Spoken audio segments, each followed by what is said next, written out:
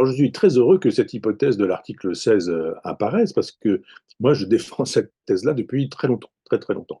Depuis 2016, j'ai regardé les dates. Manuel Valls était au pouvoir en 2014-2016. Et à l'époque, j'avais su, donc tout le monde pouvait le savoir et tout le monde pouvait s'en souvenir, que dans le Canard enchaîné, je crois, que Valls et Hollande avaient examiné la possibilité de recourir à l'article 16 si Marine Le Pen était élue. Donc évidemment, quand un Premier ministre et un chef d'État envisagent cette hypothèse, c'est pas juste pour rire, c'est juste parce qu'ils ont l'intention d'y recourir. On sait que tous ces gens-là, qui sont des grands démocrates, demandent au peuple ce qu'il en pense, mais quand le peuple a dit sa préférence ou son choix, eh bien on met sa décision à la poubelle. Je rappelle, j'ai dit 500 fois, qu'en 2005, le traité constitutionnel est refusé par les Français et qu'en 2008, la classe politique, dans sa quasi-totalité, refait passer ce traité sous forme de traité de Lisbonne.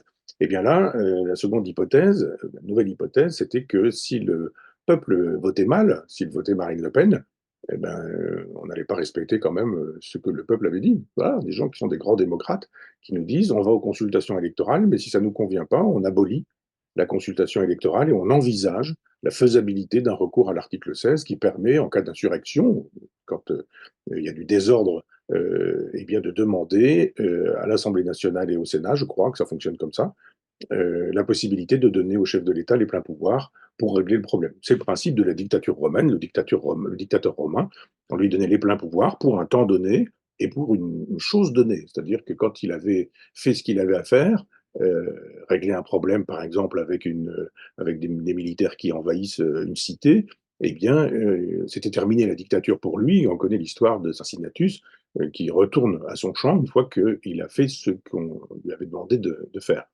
Donc on sait que Valls et Hollande, alors on voit aujourd'hui Hollande du côté du nouveau Front populaire et Valls de l'autre côté, mais enfin c'était les mêmes qui pensaient que si Marine Le Pen arrivait au pouvoir, il fallait qu'elle n'arrive pas au pouvoir. Il fallait qu'on s'oppose au vote démocratique du peuple, car c'est quand même ça qui est en jeu.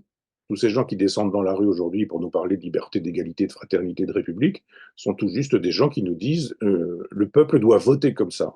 Et les élections, c'est formidable dans ces cas-là. Mais s'ils ne votent pas bien, alors on met les élections à la poubelle et on reprend la main, soit en descendant dans la rue et en disant la politique se fait dans la rue, soit en mettant le bazar dans l'Assemblée nationale, soit, etc., etc. Enfin, on connaît le problème, la façon de résoudre le problème, et c'est ce que j'appelle le populicide. Donc, en 2016, 14, 15, 16, je dis que Macron sera prêt, que Hollande étant prêt à tout avec Valls, il y a une hypothèse qui est ouverte et que Emmanuel Macron sait qu'elle existe et il la reprendrait à son compte. Il la reprendra à son compte et je parle au conditionnel, je parle au futur et j'en parle à des amis et qui me disent quand même je crois pas que tu exagères un peu, etc.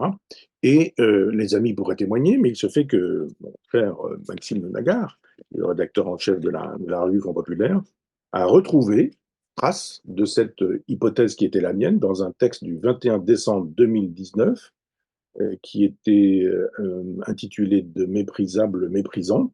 Et je dis très précisément cette chose, donc vous faites le compte, 2019, s'il existe encore dans le futur des gens capables d'écrire l'histoire, ce dont je doute de plus en plus, le quinquennat d'Emmanuel Macron passera pour un mandat dans lequel le mépris du peuple n'aura jamais été porté à ce point d'incandescence par lui et les siens. On ne peut être à ce point inconscient de la poudre partout répandue, sauf à vouloir créer les conditions d'une insurrection pour laquelle il revendiquerait alors le statut de sauveur de la démocratie, virgule, ce qui est une pensée d'adolescent par définition pas finie, point de suspension. Mais hélas, l'article 16 de la Constitution le lui permettrait. Voilà ce que j'écrivais le 21 décembre 2019 et on voit réapparaître cette hypothèse qu'effectivement, si le peuple votait mal, car bien voter, c'est voter Macron, sinon c'est voter mal. Voter pour Mélenchon, c'est le mal. Voter pour Marine Le Pen, on a bien compris, c'était le mal. Et voter pour lui, c'est le bien. Si le peuple devait mal voter, alors la solution, c'est pas la solution gaulienne, du genre je sollicite le peuple et si le peuple ne veut plus de moi, je m'en vais. Là, ça aurait été gaulliste. J'ai sursauté un petit peu quand j'ai vu des gens dire que la dissolution, c'était un grand geste gaulliste. Non, c'est un grand geste gaulliste si on associe son destin aux résultats des élections qui suivent la dissolution. On dissout, on n'a pas de majorité, on s'en va voir le général de Gaulle quand il perd le référendum que nous savons. Donc Macron a dit, si je le perds, je reste. Évidemment, je reste. Il n'est pas question que je m'en aille. Qu'est-ce qu'il peut faire? Alors, s'il y a une majorité impossible, c'est une majorité relative à l'Assemblée nationale, ça devient toujours ingouvernable. Si c'est une majorité absolue du Rassemblement national, ça va devenir difficile pour lui de gouverner parce que soit il grimpe sur son Aventin en disant je suis un monarque et puis je laisse faire Jordan Bardella. Et il y a effectivement cette idée que entre le moment où l'élection a lieu et puis la nomination, je ne sais pas combien de temps se passe, et je ne suis pas constitutionnaliste, mais je pense qu'il a plusieurs jours devant lui, il est possible de faire, de faire faire, de laisser faire une insurrection dans la rue, ce que je dis à l'époque, ce que je dis depuis 2019, ça fait 5 ans, euh, oui c'est ça, je le dis depuis cette date-là, c'est-à-dire comme par hasard, on a des black blocs, comme par hasard, on a des gens qui descendent des banlieues, comme par hasard, on a des gens qui, cagoulés, armés, vêtus de noir, cassent tout, détruisent tout, mettent le feu partout. Et comme par hasard, la police n'arrive pas. Alors je ne mets pas en cause la police. Je ne mets pas en cause la police, mais je mets en cause ceux qui donnent des ordres à la police. La police, elle ne fait que ce qu'on lui demande de faire. Si on lui dit vous ne bougez pas, elle ne bouge pas. Si on lui dit vous bougez, elle bouge. Si on lui dit allez-y, elle y va. Si on dit n'y allez pas, elle n'y va pas. La police n'est jamais responsable, jamais coupable. C'est toujours ceux qui donnent des ordres qui sont responsables et qui sont coupables. Je crois que peut-être des gens oublieraient de donner des ordres et feraient de telle sorte que ce soit vraiment très incandescent. Paris, les villes, les banlieues, les banques, un certain nombre d'endroits. Et je ne veux pas imaginer le pire. Je ne veux pas imaginer le pire. Je ne dis pas quel il pourrait être. Si par mésaventure il devait advenir, on dirait que j'en suis responsable parce que je l'aurais annoncé. Mais enfin, c'est très facile de voir qui il faut tuer, comment il faut tuer, qui il faut cibler. La structure du Bataclan permet de savoir ce qui serait possible de faire pour faire tomber la France en une seule journée, parce qu'effectivement, il y a des gens qui auraient intérêt facile pour le chef de l'État de créer un climat insurrectionnel juste après l'élection de Marine Le Pen pour dire vous avez bien vu, moi je vous ai appelé à la raison, moi je vous ai appelé à l'ordre, moi je vous ai appelé au bon sens. Et vous avez mal voté, qu'est-ce que vous voulez que je fasse? Vous avez vu le résultat dans la rue. Madame Le Pen ne peut pas gouverner. Monsieur Mélenchon ne peut pas gouverner. Alors ça, c'est une autre question. Je suis pas forcément opposé à tout ça. Mais il y avait une autre solution pour Emmanuel Macron qui aurait pu être de cesser d'être psychorigide en disant je ne vais peut-être pas envisager la mise à feu, la mise à sac de la France. Peut-être est-ce qu'on peut envisager, pour le coup, un changement de politique. C'était facile de dire, le soir de ces élections perdues, il a été blessé, pauvre chéri, nous a-t-il dit. Eh ben, c'est bien dommage, mais normalement, un chef d'État n'a pas à être blessé s'il écoute ce qu'on lui dit depuis très longtemps. Et il aurait très bien pu dire, il est temps quand même que j'écoute ce qu'on me dit, gilets jaunes, etc., paysans dans la rue, pour faire un gouvernement d'union nationale qui lui aurait permis de dire, eh bien, on va mener un autre cap. Non, ce monsieur veut le cap de la destruction de la France pour la construction de l'Europe.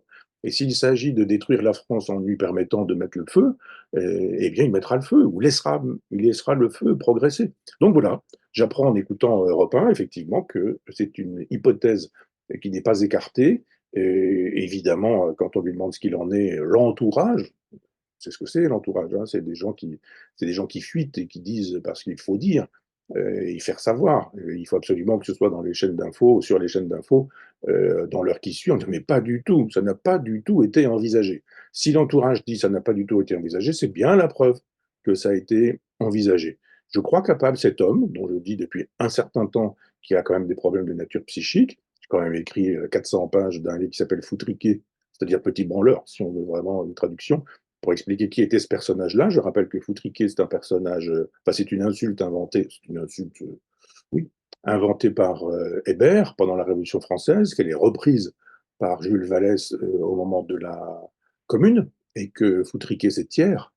Et Thiers, c'est un républicain de gauche qui massacre la Commune, je le rappelle, et que on a quand même oublié aussi que lors d'un anniversaire de la Commune, d'une commémoration de la Commune, Macron avait dit qu'il était du côté des Versaillais, donc du côté des assassins de la Commune, du côté des assassins des communards. C'est pour ça que j'ai dit qu'il était foutriqué, parce qu'il est évidemment l'équivalent d'Adolphe Thiers.